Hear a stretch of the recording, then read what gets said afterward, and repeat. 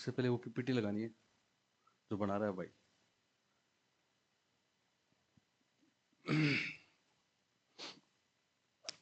प्यारे बच्चों,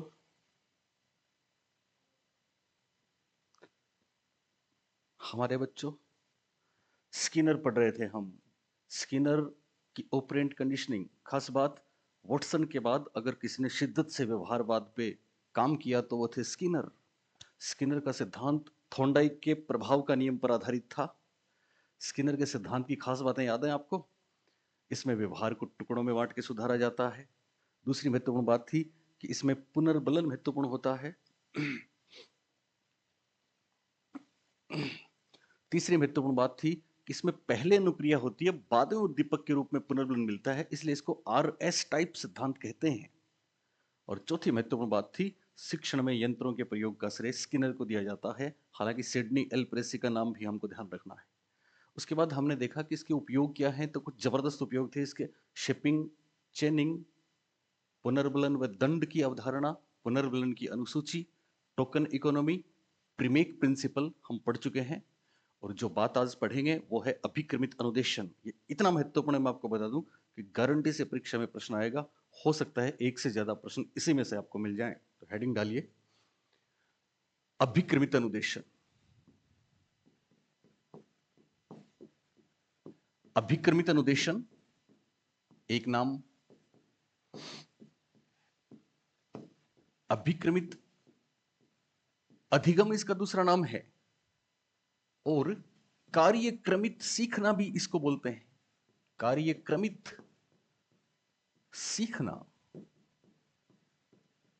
खास बात, इंग्लिश वाला नाम जरूर ध्यान रखना है, और वो है programmed learning. Programmed learning, programmed learning. Okay, तो अगर ऐसा पूछ लें परीक्षा में सीधे सीधे कि साहब अभिक्रमित अनुदेशन या कार्यक्रमित सीखना के प्रतिपादक कौन है, तो आपको बोलना है वो तो है कौन? B F Skinner. प्रतिपादक हैं बी एफ स्किनर। हालांकि बाद में कुछ और लोगों ने अभिक्रमित अनुदेशन पे काम किए हैं। इस आधार पे आपके सिलेबस में अभिक्रमित अनुदेशन के 4 प्रकार हैं, और चारों ही बेहद खास हैं। वो क्या क्या है, उनको पढ़ने से पहले कुछ बातें हम सीखेंगे, जानेंगे कि सब अभिक्रमित अनुदेशन आखिर होता क्या है। तो देखो, पहली बात तो अभिक्रमित अनुदेशन एक ऐसा सीखने का तरीका है जो प्रोग्राम्ड होता है, बाकायदा सेट होता है, पहले से कार्यक्रमित होता है। इसके अलावा इसकी खास बात, इसमें विद्यार्थी अपनी ही गति से अध्ययन करते हैं, इसलिए इसमें स्वगति का सिद्धांत लागू होता है। अगली महत्वपूर्ण बात, इसमें विषय वस्तु को छोटे छोटे पदों में बांट के पढ़ा जाता है, इसलिए स्वगति का के सिद्धांत के साथ साथ लघु पदों का सिद्धांत भी अभिक्रमित अनुदेशन की एक बहुत बड़ी विशेषता है। छोटे छोटे पदों में बांट के पढ़ा जाता है। जैसा कि स्किनर ने बोला है, व्यवहार को किस तरह से सुधारना चाहिए, तो छोटे छोटे टुकड़ों में बांटकर सुधारना चाहिए। यहाँ एक शिक्षार्थी का व्यवहार पढ़ना है, सीखना है, तो वो सीखने की अधिगम सामग्री को भी छोटे छोटे पदों में बांटकर सीखता है। अगली महत्वपूर्ण बात, इसमें विद्यार्थी अपनी गति से पढ़ते हैं, खुद ही आगे बढ़ते हैं, और अपना मूल्यांकन भी खुद ही करते हैं। तो एक महत्वपूर्ण बात, इसमें मूल्यांकन भी खुद ही बच्चे करते हैं, तो स्व मूल्यांकन का सिद्धांत भी लागू होता है। कौन सा? स्व मूल्यांकन का सिद्धांत। और खास बात, इसमें पहले अनुक्रिया होती है, जिसके तुरंत बाद विद्यार्थियों को पुनर्बलन दिया जाता है। वो पुनर्बलन सही उत्तर के भी रूप में हो सकता है, अगले पद के सामने आने के रूप में भी हो सकता है, या किसी और रूप में भी हो सकता है। और एक और खास बात, अभिक्रमित अनुदेशन में टीचिंग मशीन्स का प्रयोग किया जाता है। तो आपने देखा होगा, जितनी बातें अभिक्रमित अनुदेशन में हैं वो सारी स्किनर के सिद्धांत में हैं। इसलिए अभिक्रमित अनुदेशन के जनक कौन हो गए? B F Skinner. कौन हुए? B F Skinner. क्या क्या खास है? तो हमने देखा अभिक्रमित अनुदेशन में स्वगति का सिद्धांत लागू होता है। स्वगति का सिद्धांत यानी विद्यार्थी अपनी गति से पढ़ते हैं। ये विद्यार्थियों के लिए है, स्टूडेंट्स के लिए है, और सेल्फ स्टडी की तरह से एक प्रोग्राम है। हालांकि निर्देशन रहता है शिक्षक का, तो कोई तो जल्दी फ्रेम्स पूरे कर लेता है और कोई धीरे धीरे बढ़ता है। इसलिए स्वगति लागू हो गई। सेल्फ पेस होता है इसमें, सेल्फ पेस। सेल्फ पेस हर एक शब्द महत्वपूर्ण है परीक्षा के लिहाज से, हम आपको बता दें। हम धीरे बोले इसका मतलब ये नहीं है कि वो चीज कम इंपॉर्टेंट है। ओके, तो सेल्फ पेस याद रहेगा, प्रिंसिपल ऑफ सेल्फ पेस। दूसरी बात, इसमें विषय वस्तु को छोटे छोटे फ्रेम्स में बांटते हैं। किसमें बांटते हैं? छोटे छोटे फ्रेम्स में या छोटे छोटे पदों में। तो लघु पदों का सिद्धांत होता है। लघु पदों का सिद्धांत, स्मॉल स्टेप्स या छोटे छोटे पद, तो स्मॉल फ्रेम्स भी कहते हैं इनको।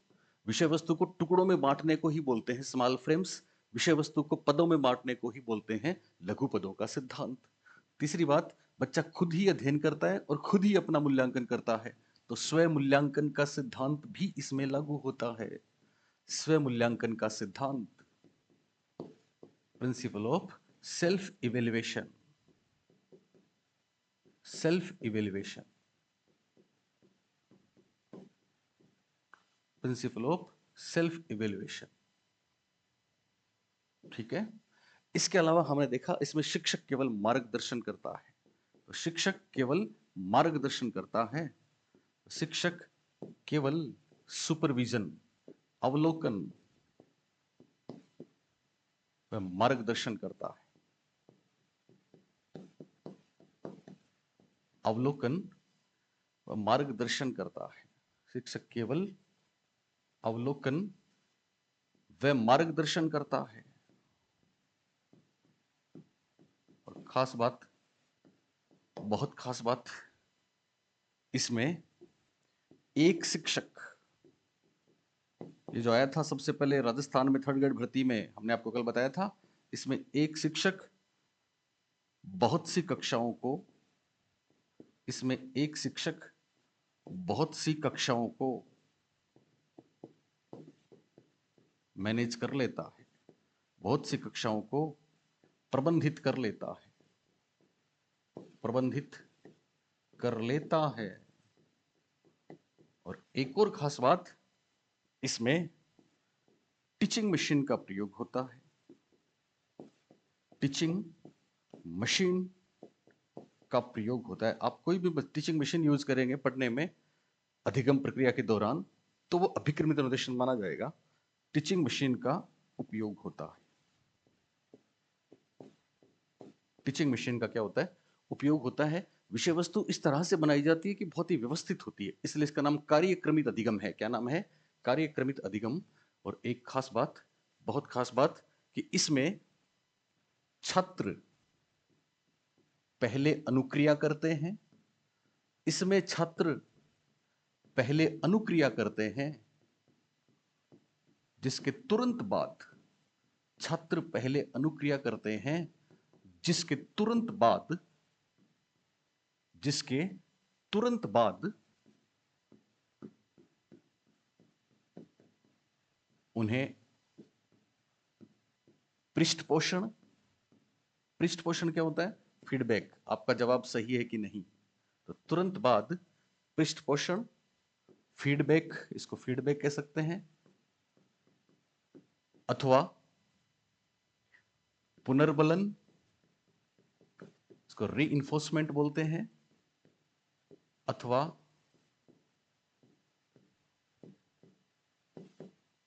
उद्दीपक, स्टिमुलस कह सकते हैं, मिलता है। तो इतनी कॉमन बातें हैं जो हमने आपको बताई हैं, और ये रह रह के परीक्षाओं में ऑप्शंस में आपको मिलेंगी, मिलती हैं। खास बात अभिक्रमित अनुदेशन की कुछ, पहली बात है स्वगति का सिद्धांत लागू होता है, प्रिंसिपल ऑफ सेल्फ पेस। दूसरी बात, लघु पदों का सिद्धांत लागू होता है, छोटे छोटे फ्रेम्स होते हैं। तीसरी बात, बच्चे अपना मूल्यांकन खुद ही करते हैं। चौथी बात, शिक्षक केवल सुपरविजन करता है, ऑब्जर्वेशन करता है। अगली बात, एक शिक्षक एक साथ बहुत सी कक्षाओं को संभाल लेता है। टीचिंग मशीन का उपयोग होता है।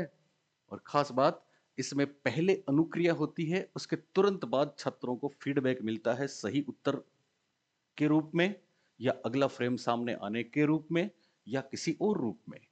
तो ये कुछ कॉमन बातें हैं जो अभिक्रमित अनुदेशन के बारे में हमको जाननी है।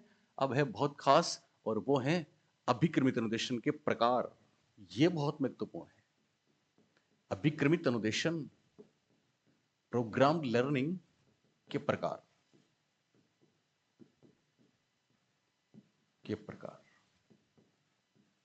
तो इसमें मेनली हम 4 प्रकार पढ़ते हैं। क्या क्या है अभिक्रमित अनुदेशन के प्रकार? तो सबसे पहला रेखीय अभिक्रमित अनुदेशन। देखो शब्दों पे भी गौर करना। सबसे पहला है रेखीय अभिक्रमित अनुदेशन, जिसको इंग्लिश में क्या बोलते हैं? इंग्लिश में बोलेंगे linear programmed learning. Linear programmed learning.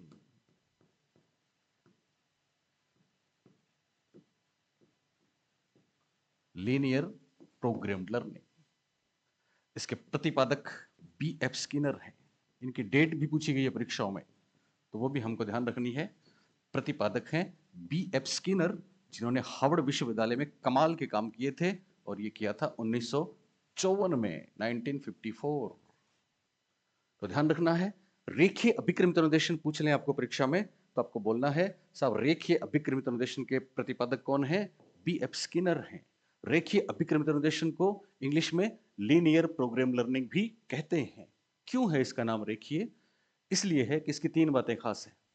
एक तो इसमें क्या होता है, इसमें जो विषय वस्तु बनाई जाती है, फ्रेम्स बनाए जाते हैं, वो एक सीधी रेखा में चलते हैं, और छात्रों को उन्हीं को फॉलो करना है। अपनी तरफ से छात्र किसी अपनी राह पे नहीं चल सकता।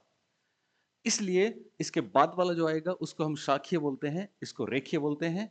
तो छात्र, सभी छात्र एक ही रास्ते पे चलते हैं। तो जाने कितनी बार ये प्रश्न पूछा गया है कि अभिक्रमित अनुदेशन का कौन सा रूप है जिसमें सभी छात्र एक समान रास्ते का अनुसरण करते हैं? तो हम बोलेंगे साहब वो है रेखीय अभिक्रमित अनुदेशन। और इसको बाह्य अभिक्रमित अनुदेशन भी कहते हैं, क्योंकि इसको जो बनाता है वही छात्रों की अनुक्रियाओं पर नियंत्रण स्थापित कर लेता है। उसी के बताए गए मार्ग पे सभी छात्र चलते हैं। आप बोलेंगे साहब शाखीय में क्यों नहीं चलते? तो हम आपको वो बताएंगे इसके बाद। तो पहली बात महत्वपूर्ण इसकी क्या हो गई? इसे बाह्य अभिक्रमित अनुदेशन भी कहते हैं। इसे बाह्य अभिक्रमित अनुदेशन भी कहते हैं।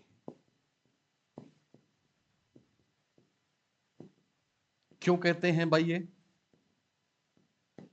इसलिए कहते हैं बाह्य कि इसमें छात्रों की अनुक्रियाओं पर, या छात्र की अनुक्रिया पर, छात्रों की अनुक्रियाओं पर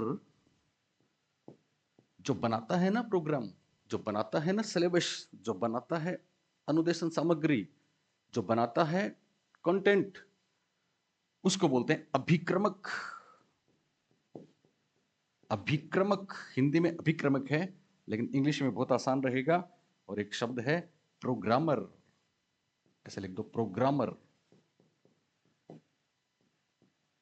तो आपने लिखा इसमें छात्रों की अनुक्रियाओं पर अभिक्रमक अथवा प्रोग्रामर का नियंत्रण होता है। प्रोग्रामर का नियंत्रण होता है, इसलिए इसको क्या बोलते हैं? इसलिए इसको बोलते हैं बाह्य अभिक्रमित अनुदेशन।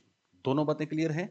इसे बाह्य अभिक्रमित अनुदेशन कहते हैं क्योंकि इसमें छात्रों की अनुक्रियाओं पर किसका नियंत्रण रहता है? जो बनाता है, और वो इसमें क्या कहलाता है? अभिक्रमक या फिर प्रोग्रामर।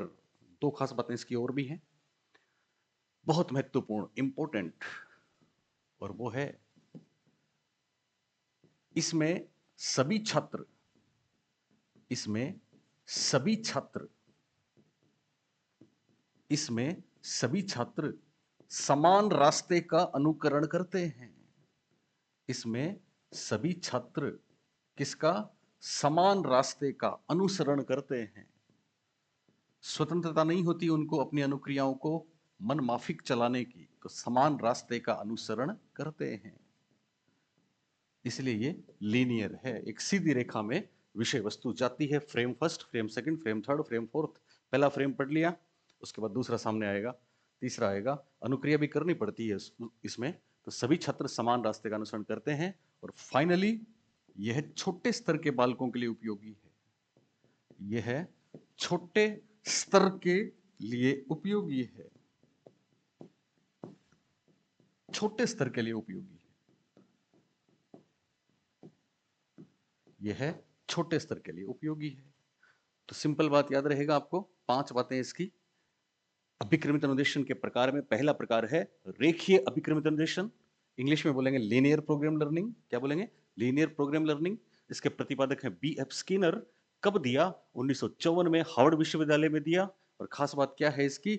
इसको बाह्य अभिक्रमित अनुदेशन भी कहते हैं, क्योंकि इसमें अनुक्रियाओं पर किसका नियंत्रण होता है? प्रोग्रामर का नियंत्रण होता है। साथ में सभी छात्र एक समान रास्ते का अनुसरण करते हैं। यह बहुत बहुत महत्वपूर्ण बात है, जो परीक्षा में बहुत बार पूछी जाती है और छोटे बच्चों के लिए उपयोगी है। दूसरा प्रकार, अभिक्रमित अनुदेशन का दूसरा प्रकार है शाखीय अभिक्रमित अनुदेशन। यह भी बहुत महत्वपूर्ण है। शाखीय अभिक्रमित अनुदेशन। शाखीय अभिक्रमित अनुदेशन को इंग्लिश में बोलते हैं ब्रांचिंग प्रोग्राम्ड लर्निंग। ब्रांचिंग या ब्रांचेज। तो ब्रांचिंग प्रोग्राम्ड लर्निंग इंग्लिश में। प्रतिपादक, इसके प्रतिपादक हैं नॉर्मन एन क्राउडर। प्रतिपादक हैं नॉर्मन एन क्राउडर। ये इतना मशहूर है क्राउडर साहब का नाम कि बहुत बार इसको क्राउडेरियन अभिक्रमित अनुदेशन भी कहते हैं, क्राउडेरियन प्रोग्राम्ड लर्निंग भी कहते हैं। और ये दिया था उन्होंने 1960 में। 55 में दिया, फिर रिवाइज किया 1960 में। तो कई जगह आपको डेट 55 मिले तो चिंता नहीं करनी है। 55 और 1960। खास बात इसकी क्या है? देखो खास बात क्या है कि इसमें क्या होगा, इसमें बहुविकल्पी प्रश्न होते हैं। क्या होते हैं? बहुविकल्पी। इसलिए क्या होता है कि छात्र किसी भी विकल्प को चुन सकता है, तो विकल्प के रूप में वो इधर उधर जा सकता है। इसलिए अनुक्रियाओं पर छात्र का स्वयं का नियंत्रण होता है और सभी छात्र एक ही रास्ते पे चले ऐसा जरूरी नहीं है, जैसे मैं भी आपको बताऊंगा। तो चूंकि इसमें अनुक्रियाओं पर छात्रों का खुद का नियंत्रण होता है, इसलिए इसे आंतरिक अभिक्रमित अनुदेशन भी कहते हैं। इसे आंतरिक अभिक्रमित अनुदेशन भी कहते हैं। वो था बाह्य और ये है आंतरिक। आंतरिक अभिक्रमित अनुदेशन भी कहते हैं। एक बात। दूसरी बात, इसमें बहुविकल्पी प्रश्न होते हैं। इसमें बहुविकल्पी प्रश्न होते हैं। बहुविकल्पी प्रश्न होते हैं। बहुविकल्पी प्रश्न है तभी तो ब्रांचेस हैं, तभी तो शाखाएं हैं। कैसे हैं हम आपको बताएंगे। और बहुत इंपॉर्टेंट बात इसकी वो है, इसमें निदान व उपचार। इसमें निदान व उपचार साथ साथ चलते हैं। इसमें निदान व उपचार साथ साथ चलते हैं। निदान व उपचार साथ साथ चलते हैं। इसी कारण से स्वगति का सिद्धांत भी लागू होता है। निदान व उपचार साथ साथ चलते हैं तो स्वगति का सिद्धांत भी हो गया। और एक और बात, इसमें प्रकीर्ण पुस्तकों का उपयोग किया जाता है। प्रकीर्ण पुस्तकें, स्क्रैम्बल्ड बुक्स।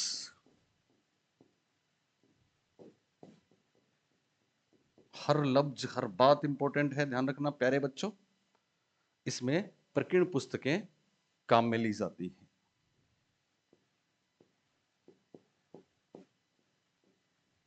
उपयोग में लेते हैं। अब ये क्या है आप समझें इसको, एक छोटा सा एग्जांपल देता हूं। खास बात, नॉर्मन एन क्राउडर 1960। आंतरिक है, बहुविकल्पी प्रश्न होते हैं और निदान और उपचार साथ साथ होते हैं और प्रकीर्ण पुस्तकें काम में ली जाती हैं। देखिए एक एग्जांपल, जैसे एक एग्जांपल दे रहा हूं मैं, ये मेरा हमेशा का फेवरेट एग्जांपल है। फॉर एग्जांपल, बच्चे के सामने एक फ्रेम आ गया। आप सब जानते हो ये अधिक कोण है ना। एक बच्चे के सामने फ्रेम आ गया और पूछा गया कि यह कौन सा कोण है। और फिर विकल्प, ऑप्शन नंबर 1 न्यून कोण, ऑप्शन नंबर 2 समकोण, ऑप्शन नंबर 3 अधिक कोण। ज्यादा भी ऑप्शन हो सकते हैं, ठीक है। उसके बाद दूसरा प्रश्न आएगा आएगा फिर दूसरे प्रश्न के ऑप्शंस आएंगे, फिर तीसरा प्रश्न आएगा, उसके ऑप्शंस आएंगे। तो बोलिए पहली बात आपकी क्लियर हो गई कि इसको साख्य क्यों बोलते हैं। इसको साख्य इसलिए बोलते हैं कि इसमें इस तरह से शाखाएं होती हैं, ब्रांचेस होती हैं। तो साखी हो गया, ओके हुआ। दूसरी बात, अब देखो क्या होगा। अब ये होगा कि मान लो एक बच्चे ने इस फ्रेम को पढ़ा, उसके बाद उसको आंसर देना पड़ता है, अनुक्रिया करनी पड़ती है और उस अनुक्रिया को जताना पड़ता है। जताने का मतलब आंसर देने के कई तरीके हो सकते हैं। सही विकल्प है उसको राउंड करना होता है फॉर एग्जांपल। तो एक बच्चा मान लो इसको पढ़ता है, पढ़ने के बाद उसने राउंड कर दिया न्यून कोण। क्या राउंड कर दिया? न्यून कोण। तो बताइए उसका सही है कि गलत? गलत है। पर अब याद करें, निदान और उपचार साथ साथ होता है। यहां समझें, उसने न्यून कोण को राउंड किया, इसका मतलब ये निदान हुआ। अब जानते हैं डायग्नोस या निदान किसको बोलते हैं? समस्या का कारण क्या है उसकी पहचान, उसकी जड़ तक पहुंचना है। तो उसको अधिक कोण क्यों नहीं आ रहा, इसका कारण एक और भी है। यहां इस विकल्प को जैसे उसने चूज किया तो हमको पता लग गया, सब अधिक कोण तो छोड़िए, भाई साहब को न्यून कोण भी नहीं आता। तो निदान हुआ कि नहीं हुआ? तो जैसे वो ये करेगा, उसके सामने एक सूचना आ जाएगी। अगला प्रश्न नहीं आएगा, बल्कि सूचना आ जाएगी और सूचना में लिखा रहेगा गो ऑन। क्या लिखा रहेगा? Go on page number 10। 10 number page पे जाओ भाई साहब, यहां क्या कर रहे हो? क्योंकि आपको तो न्यून कोण भी नहीं आता। तो वो क्या करेगा? 10 नंबर पेज पे जाएगा। यहाँ पे स्क्रैम्बल्ड बुक्स ऐसी होती हैं जिनमें सीरियल वगैरह पेज नंबर ऐसे पलटने नहीं पड़ते। जैसे आप डायरी में इंडेक्स देखते हो ना, ए अल्फाबेट के एक नाम, एक साथ एक नाम, फिर कटा हुआ बी सी डी ऐसे। तो डी के नाम देखने हैं तो आप डी पे जाओगे, पन्ने पलटोगे, सीधा डी आ जाएगा। तो वैसे सीधा 10 नंबर पेज आ जाएगा। और 10 नंबर पेज पे वो जैसे ही जाएगा, 10 नंबर पेज पे पता है क्या होगा? 10 नंबर पेज पे न्यून कोण की परिभाषा, न्यून कोण के चित्र और एग्जाम्पल्स होंगे। तो वो उनको पढ़ेगा, ये उसका उपचार हो जाएगा और बोलेगा धत तेरे की, न्यून कोण तो ये होता है। तो बोले उपचार हुआ कि नहीं हुआ? अगली बार मान लो उसने इस पे कर दिया किसी ने, या उसी बच्चे ने कर दिया, तो फिर यहां आ जाएगा 20 नंबर पेज देखो, 20 नंबर पृष्ठ देखो। अब इस बार क्या हुआ? इस बार वो 20 नंबर पे जाएगा, तो वहां उसको, माफ करें अधिक कोण कर दिया, मान लो उसने 2 नंबर किया समकोण, ठीक है।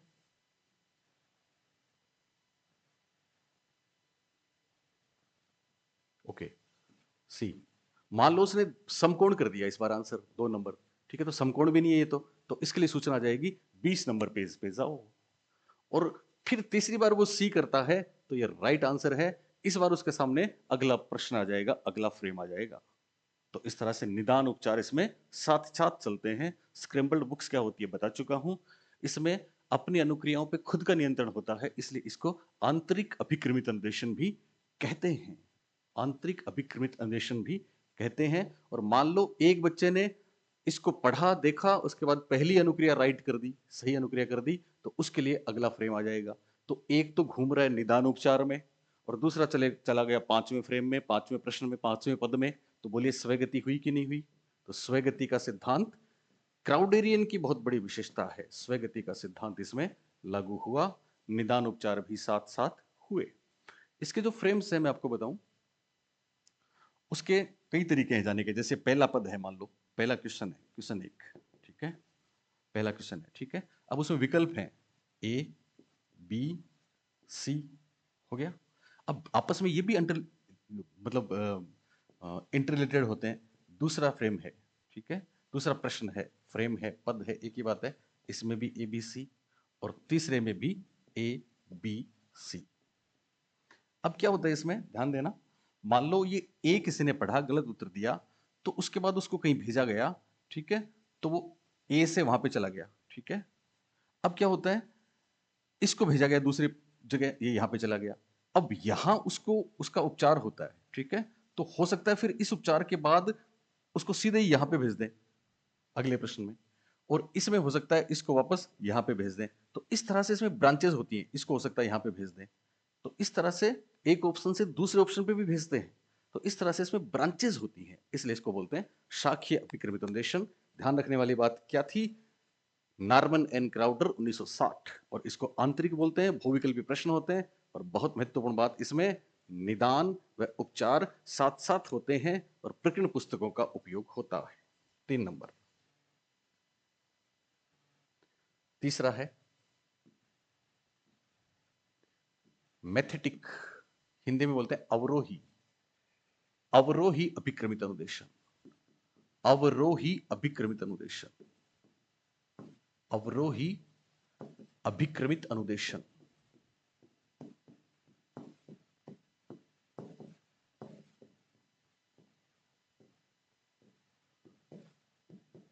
इसके 3 ही बातें याद रखना, एक मिल जाएगी परीक्षा। इंग्लिश में इसको बोलते हैं मैथेटिक, मैथेटिक प्रोग्राम्ड लर्निंग। तो मैथेटिक ऐसे करके बहुत बार परीक्षा में लिखा आता है, मैथेटिक प्रोग्राम्ड लर्निंग। मैथेटिक प्रोग्राम्ड लर्निंग, खास बात, इसके प्रतिपादक कौन है? तो प्रतिपादक लिखिए, प्रतिपादक का नाम है थॉमस एस गिलबर्ट। प्रतिपादक हैं थॉमस एस गिलबर्ट, और ये दिया था 1962 में। तो डेट याद रखनी है आपको, 1962। ये है अवरोही अभिक्रमित अनुदेशन, मैथेटिक प्रोग्राम्ड लर्निंग। खास बात, अवरोही नाम से आपको पता लग गया होगा, इसमें क्रम उल्टा होता है। तो खास बात क्या है, इसमें प्रथम पद से अंतिम पद की ओर बढ़ते हैं। इसमें कैसे? प्रथम पद से, प्रथम पद से अंतिम पद की ओर बढ़ते हैं, प्रथम पद से अंतिम पद की ओर बढ़ते हैं। ध्यान रखना, अगर ये पूछ ले सभी छात्र एक समान रास्ते का अनुसरण करते हैं तो वो तो होगा रेखीय, स्किनर वाला। और अंतिम पद से प्रथम पद की तरफ जिसमें बढ़ते हैं वो है मैथेटिक प्रोग्राम्ड लर्निंग या अवरोही अभिक्रमित अनुदेशन। दूसरी बात, प्रथम पद से अंतिम पद पर तभी बढ़ सकते हैं जब विषय वस्तु में मास्टरी हो, मास्टरी। तो दूसरी खास बात, इसमें विषय वस्तु, इसमें विषय वस्तु पर आधिपत्य, विषय वस्तु पर आधिपत्य अथवा निपुणता, इंग्लिश में मास्टरी, मास्टरी पर बल दिया जाता है। विषय वस्तु पर आधिपत्य अथवा निपुणता अथवा मास्टरी पर बल दिया जाता है। तो बहुत महत्वपूर्ण बात, इसमें अंतिम पद से, क्या लिखा है मैंने, नहीं, अंतिम पद से प्रथम, अंतिम नहीं, प्रथम की ओर बढ़ते हैं। कोई नहीं, आपको ऐसा इरिटेशन तो नहीं होता? मैं मिटाता हूं कई बार, नहीं होना चाहिए। क्या होगा इसमें? अंतिम पद से, इसमें अंतिम पद से, प्रथम पद से अंतिम पद की तरफ तो लीनियर, लीनियर में गए ही थे, ब्रांचिंग में भी गए थे। इसमें उल्टा है, अवरोही है ना, तो विपरीत, अंतिम पद से प्रथम पद की ओर, अंतिम पद से प्रथम, अंतिम पद से प्रथम पद की ओर बढ़ते हैं। ये ध्यान रखना, अंतिम पद से प्रथम पद की ओर बढ़ते हैं। और इसमें विषय वस्तु पर क्या होती है? मास्टरी होती है, निपुणता होती है। एक और खास बात, यह उच्च स्तर के लिए उपयोगी है, इंजीनियरिंग वगैरह में काम आता है, तो उच्च स्तर के लिए उपयोगी है, यह उच्च स्तर के लिए उपयोगी है। निम्न स्तर के लिए कौन सा उपयोगी? स्किनर वाला, रेखीय। और उच्च स्तर के लिए कौन सा उपयोगी? अवरोही अभिक्रमित अनुदेशन, जिसको बोलेंगे मैथमेटिक मैथेटिक मैथमेटिक मैथेटिक, मैथमेटिक में यूज होता है हाई लेवल पे, इंजीनियरिंग में यूज होता है, फिजिक्स में यूज होता है।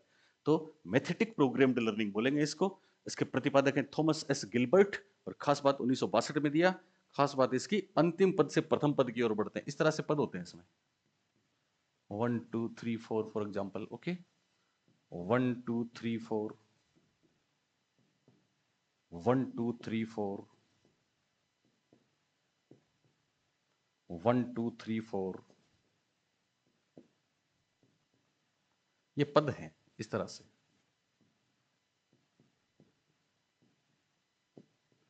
तो सबसे पहले उसके सामने जो फ्रेम आएगा उसमें क्या होगा पता है? उसमें वो केवल इसको सोल्व कर पाएगा, बाकी को नहीं, बाकी उसको दिखेंगे नहीं।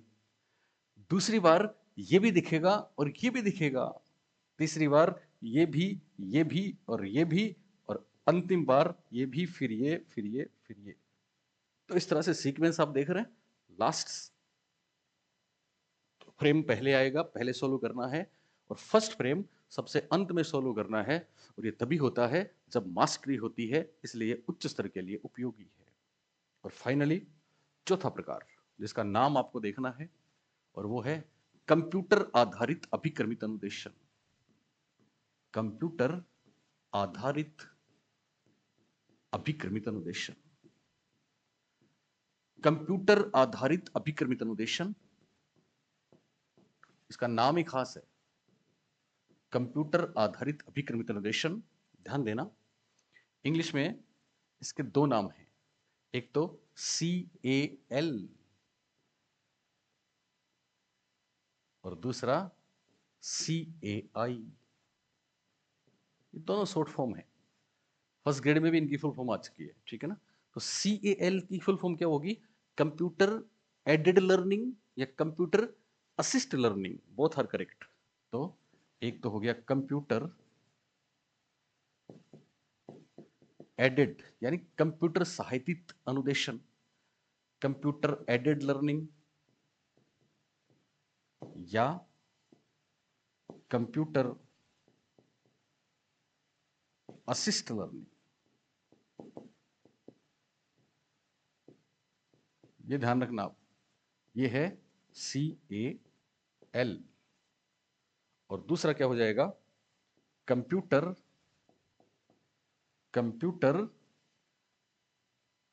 एडेड।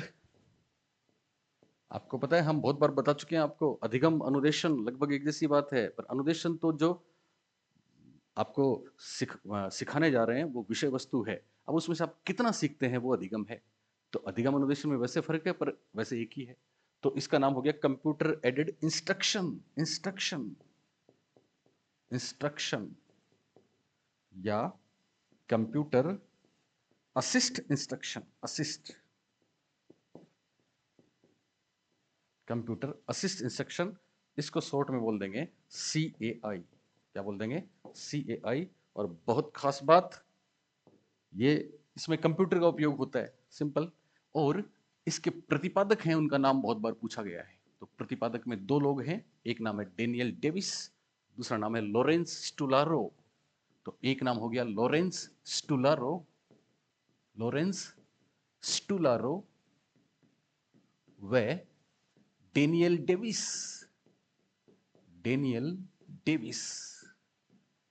डेविस एक ही होता है, बता चुके हैं हम आपको, इसलिए बहुत बार स्टुलारो तथा डेविस लिखा आता है।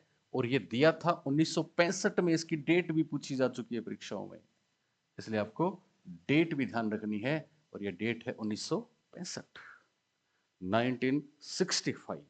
तो लॉरेंस स्टुलारो व डेनियल डेविस का नाम याद रखेंगे, स्टुलारो व डेविस।